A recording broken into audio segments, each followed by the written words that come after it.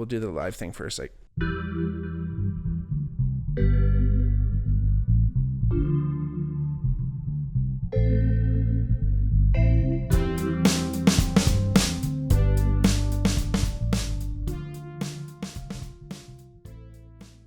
hey everybody, welcome back to the Bigmark podcast. It's me, your host, Bigmark. If it's your first time watching, welcome. If not, welcome back. Like I always say, if you ever wanted to come on the podcast, let us know if you wanted to hear about a topic.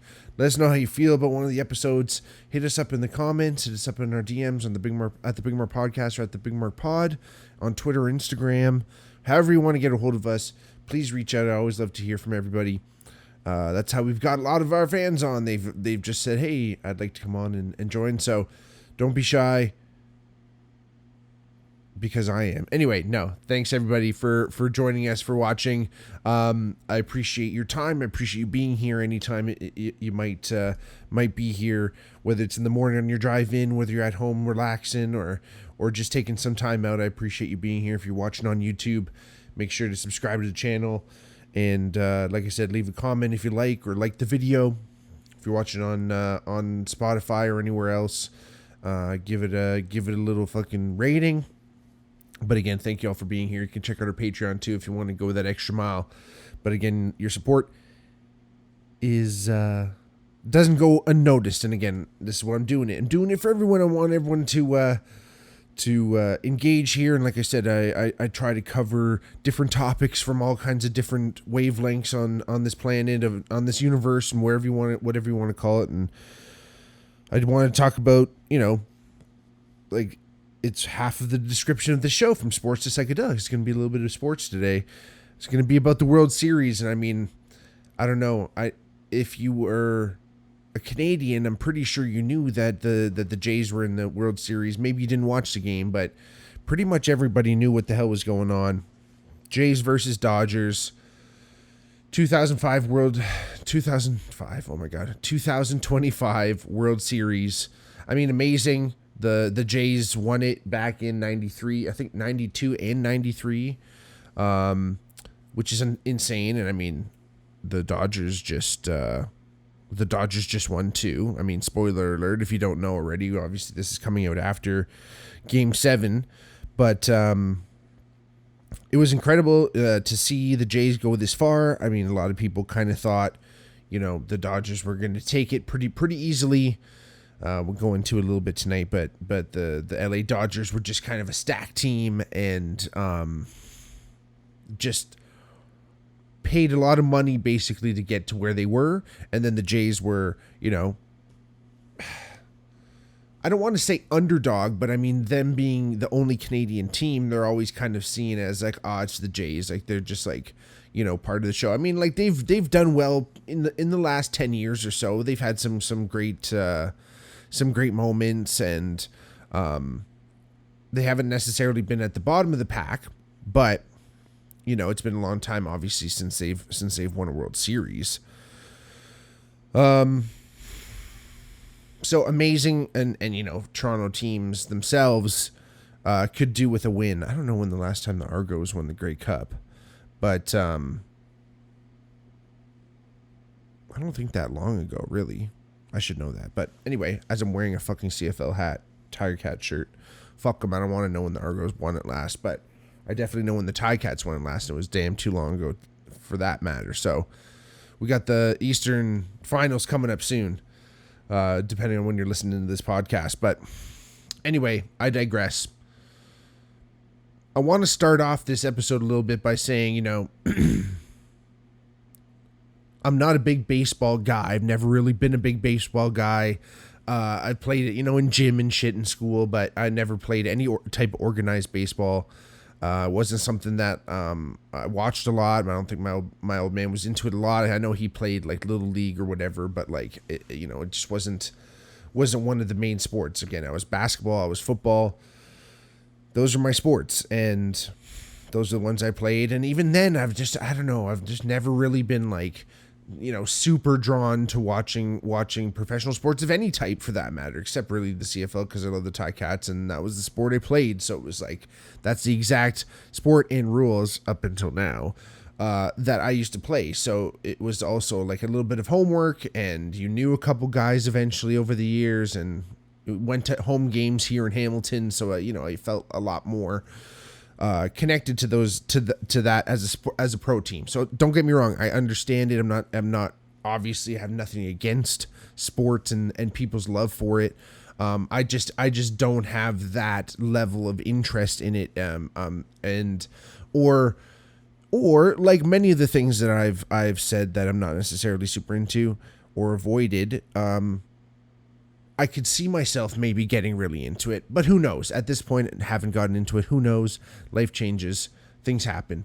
But at this point in my life, and ever since university, really, I just have had just a different view of pro sports in general, seeing some things behind the scenes and all that. But we're not going to get into that today. So, but as far as baseball is concerned, it's probably one of the lowest on the rungs of professional sports that I know. I learned a lot about hockey because I used to live with my roommates who were really into hockey and had played the sport at pretty high levels and were able to explain a lot to me, but I never really was able to do that with anyone with baseball too much. So I'm just kind of a fucking idiot. And there's so many things with baseball. There's so many, don't get me wrong, it's not like I didn't grow up going to Jays games either. It's just not on a regular basis.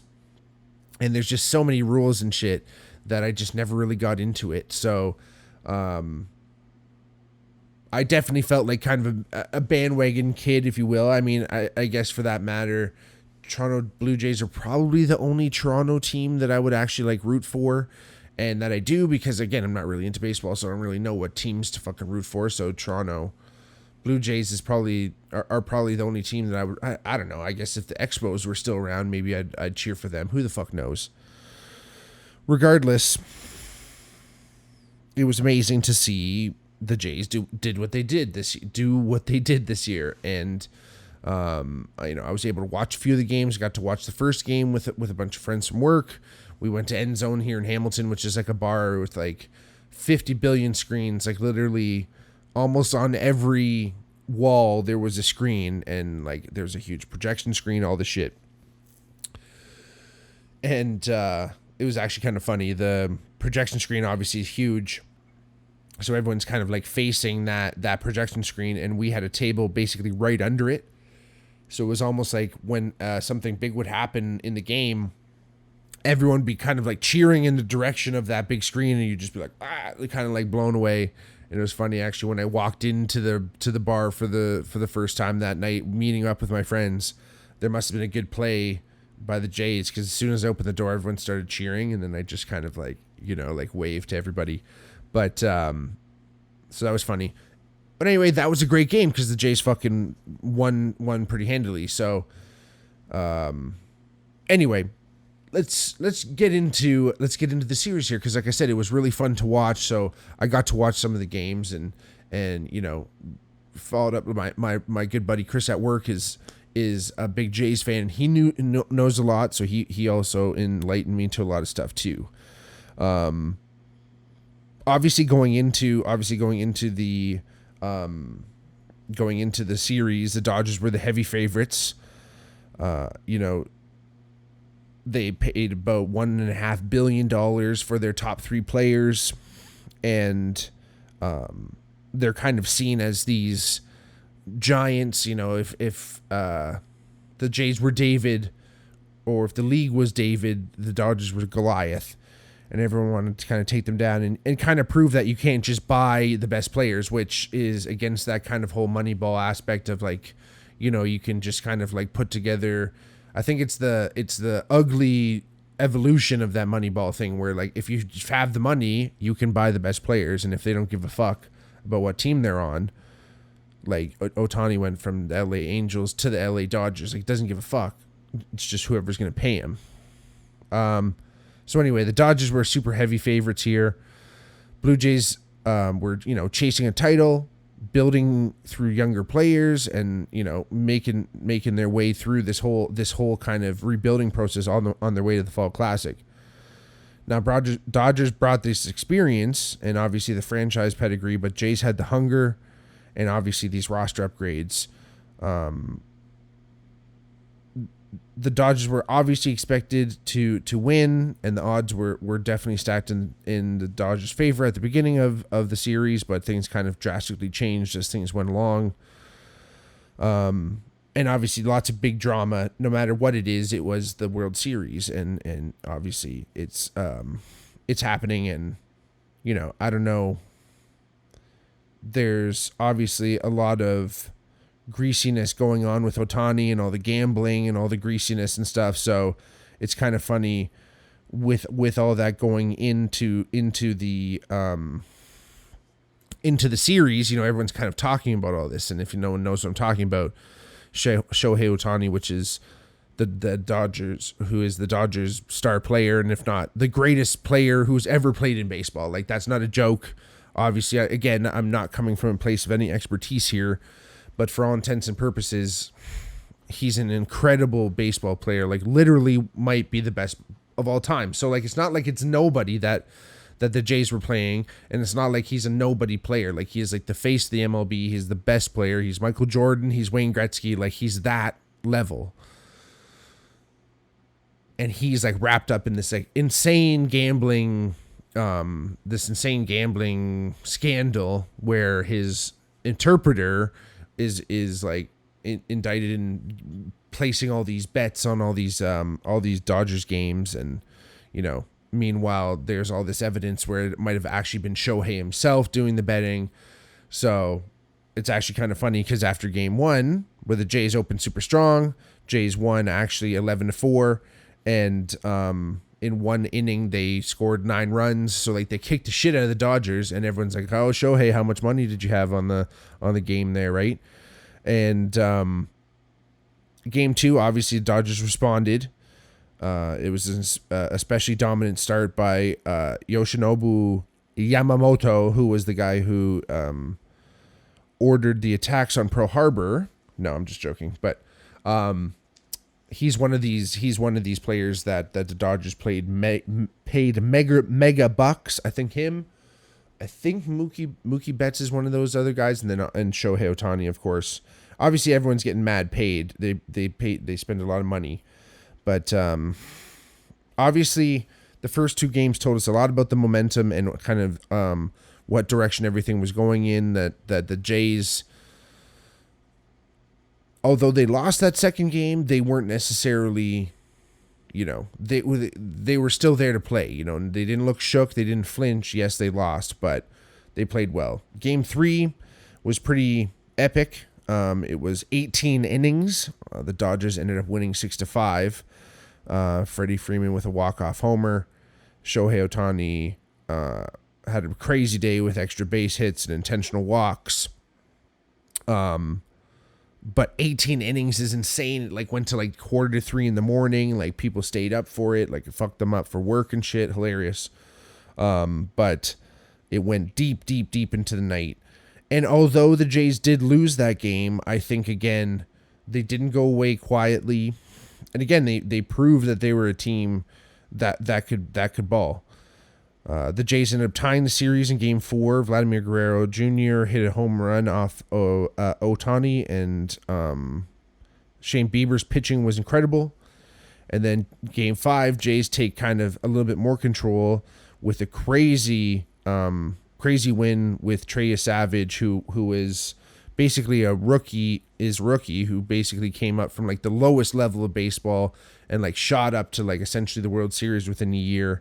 It was kind of funny. There was this meme going around where it was showing Trey on the mound, and I always want to call him David Yasavage, like David Miscavige from fucking Scientology. But Trey's on the mound, and he's making like $50,000 this year, like according to his contract or whatever. So he's on the mound, like, and he's making like, $300 in that, like, whatever 90 seconds that he's on the mound. But Shohei made like $20,000 just standing there, right? So it's kind of funny when you break it down like that. But he had like a $4 million. Trey had a $4 million signing bonus and stuff. So he's getting paid, and I'm sure they'll sign him a big fat contract coming up this year because he just played incredible, especially as a rookie. I mean, going up against the best player potentially of all time is incredible, and playing the way he did was fantastic. And And the Blue Jays looked like they had the momentum. They looked like they did, man. They looked like they might pull this off. People were really, really, really fucking excited. The hope was there. I mean, that's a dangerous, dangerous thing to have. And it's funny. I was talking to a guy at work, and he was saying hope is a dangerous thing to have as a Toronto sports fan, because it's not a thing that a lot of fans are used to. And unfortunately, in Game 6, so the way the World Series worked this year is there's 2 games in Toronto, 3 games in LA, and then 2 games back in Toronto. So it's kind of weird how that switched, but first game back in Toronto, unfortunately, Dodgers hold on and survived late rally by Jays, and they forced Game 6. Sorry, they forced Game 7, I should say. So it was going to Game 7. I mean, no one was too shook. I mean, we knew that they still had a couple games they could have, but again, obviously the pressure's on. And it went to extra innings, and unfortunately, even after the Miguel Rojas tying home run in the 9th and the Will Smith go-ahead home run in the 11th, the Dodgers ended up winning 5-4 in 11 innings. Yamamoto closing. Double play to end the game. I ended up watching the game. We actually, funny enough, my band Reckless Harbor, if you haven't checked us out, check us out wherever you get your music. Reckless with a W, like no wrecks in the harbor. We had a show that night in Paris, Ontario, and a lot of our fiddle player John Harley, he is from Paris, so all of his friends were out and watching, but they all left early because the game was on that night. And of course, when we were planning this show, we knew we were going to be competing with Halloween parties on November 1st. But we didn't realize we were also going to be competing with Game 7 of the World Series with the fucking Blue Jays in it. So, we ended up finishing the show, like, not early. We did our set and we did our thing, and it was fun. But we ended up going back to one of John's friends' parents' place, and we were watching the game there, and it was so exciting and so tense, and it was so close. Obviously, Yamamoto played absolutely incredible. Dodgers became the first back-to-back champions in 25 years. And, things change, right? Like, it's baseball. Like they said the whole time, that's baseball. Things can change from one narrative to another in just innings, right? Obviously, the Dodgers, Yamamoto earned his MVP. His whole series performance was incredible. He was just a fucking machine. Absolutely incredible pitching. Will Smith's go-ahead homer in Game 7, like I mentioned. Rojas game-tying home run and big defending plays. And Ohtani, obviously, dual threat contributions and moments of vulnerability. Obviously, he wasn't necessarily the man really that won it for them, per se. I think he came up with some good plays when he did, but the Blue Jays kind of found a way to shut him down, and it's an interesting, not even a strategy. I think that's just what happens, but sometimes it's tough, I think, when you're going up against a team that has an incredible player on it. In my opinion, I think the best approach to dealing with a team like that is letting that player do his thing. Like, obviously not letting them, run away with it and take control of a game. And obviously in baseball, you can't really let them do that, but I think you let them do that. You let them get their points, so let them play their sport and play their way, but you shut down the rest of the team. You don't let the rest of the team do anything, and that's really tough, and it's usually pretty discouraging even for the single guy, because he sees the rest of his team struggling and there's nothing he can do about it either. But I think in some ways, just Trey Savage's performances and all these things, you want to take down the giant. You want to show that you're supposed to be there too, and that you're meant to be there. So I kind of get it, but again, it wasn't purely the Ohtani show. Let's just put it that way. Grail Jr. obviously played excellent. He was always so poised at the plate, really well done, always confident, hitting franchise records. Savage's rookie, start was just incredible, like we mentioned before. The pitching staff and the bullpen, obviously, really kept the Dodgers off balance. Mad Max Scherzer was just doing his thing. He was fucking wild. Get the fuck out of his way in the bullpen. Hilarious. And yeah, again, the 18 inning Game 3, Game 7, the 9th extra innings. Or sorry, the Game 7th, 9th plus extra innings. Big defensive plays, late inning double plays. And again, the psychological aspect. I think veteran poise versus younger hunger comes in. I think, I don't want to say that the Jays made mistakes that lost the game, but there was a run that they could have scored and it might have won it for them when I guess it's Will Smith is the catcher, but Dodgers catcher kind of took his foot off the home plate, and the Jays could have scored, and who knows, right? And that was just a second, a moment, and that's what it comes down to, right? When winning and losing kind of comes down to a moment, right? Baseball is a game of inches, as they say.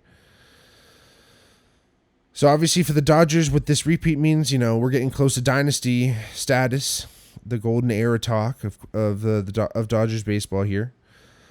For the Blue Jays means heartbreak. We'll see what this means going forward and what they've built. I mean, we'll even see what this means for the broader MLB implications, right? It's rare for these back-to-back champions to happen, and do we need to take another look at the changing nature of rosters and pitching strategies, bullpen usage, and even, do we need to have a fucking salary cap here? Are we just going to allow teams that have the most money pay for the best players? And, almost every other league has a salary cap, and then why doesn't the MLB, right? So is this just going to keep happening where it just doesn't matter, whoever spends the most money is going to win?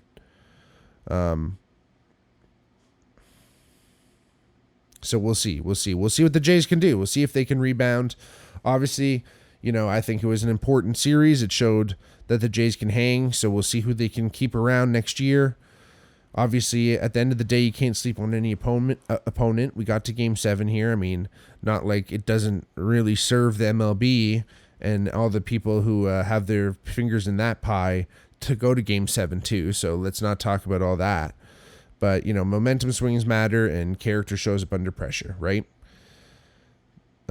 This series is one of the best ones, I think. It was one of the better games of baseball that I've heard people talk about, that they say that it's going to be a reference for years, and we'll see.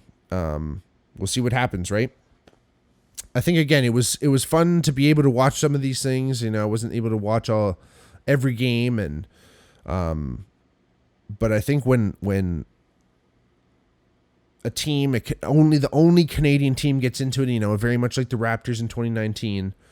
I think when a single team from Canada, which we only have a few, makes it to the world stage, to the tip-top championship of their league, I think it brings people together, and I think it's fun, and it's happened a couple times in my lifetime. I've been lucky enough to witness, whether it's gold medal games in hockey in the Olympics, or, gold medal games in soccer and something, or fucking rugby with the women's team, or, that's more recent. But, even all over these years, I've seen a lot of times where the whole country kind of can get behind a team, and it's really special, and you do feel that connection, and I wish it could happen more. It usually either happens with sporting events or natural disasters, but, it's nice to see people kind of get together and get behind a team, and it was nice to see the guys go that far. But such a bitter disappointment, especially for people who are really interested and invested in it, in lifelong Jays fans. I of course feel for everyone, but like I mentioned, this series sounds like it's going to go down in infamy. When we'll see what the Jays can do next year, or see what happens in the league at least. Thank you all for listening. Let me know what your favorite moment of the series was in the comments, or hit me up in the DMs, whatever you want to do. We'll talk baseball. Thanks everyone. Thanks everyone for watching. And at least we can say this. It might have not been the Dodgers, but we knew this, that the Yankees lose. Peace.